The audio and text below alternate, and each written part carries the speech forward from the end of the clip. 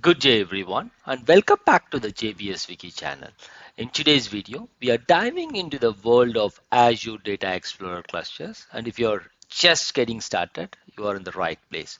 We'll walk through a hands-on step-by-step demo where you will learn how to create a table, insert sample rows, delete specific rows, and finally drop the table, all using powerful Kusto queries. This is a perfect beginner's guide if you are looking to understand the basics of working with data inside Azure Data Explorer using KQL, that is the Kusto query. So if you are excited to learn something new, make sure to hit that like button, subscribe to the channel for more Azure content, and turn on the notification bell so you never miss an update. Let's jump right into it. So I'm on Azure Data Explorer cluster. So what I'm going to do is I'm going to click on the query here. Yeah. So now what I'm going to do is I'm going to create a table called employee data. Yeah. So if you see here, I have a column called employee ID with the data type of integer, name with the data type of string, and another column department with a data type of string, and then salary finally with a data type of integer. Let's go ahead and execute that. Now, if you see here, the table is created. So now you can see that the employee data table is created. Yeah. So now what we'll do is let's try running the and see if there are any rows on this table, because we know we just created it.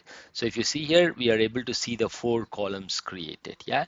Now what we'll do is let's try inserting some data into this particular table, maybe close to 3 columns, 3 rows, and then see if we can see the rows there.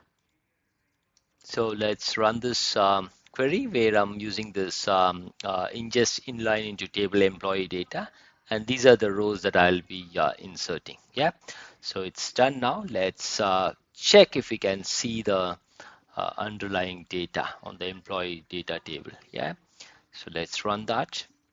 And then if you see here, whatever rows we inserted, it is in place. We see that inside the table. Yeah. So now what I'm going to do is I'm going to delete a row from this particular table where employee ID is 1. Yeah. So let's go ahead and delete that. So this is the command that I'm going to use: employee delete table employee data.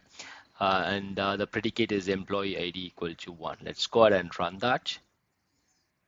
Yep, and now what I'll do is let me check the table data and then see if employee ID 1 is no longer there. If you see here, I don't see employee ID 1 anymore. Now what I'm going to do is now that we have tried the create command and then insert command and then the delete command, I'm going to drop this table once for all.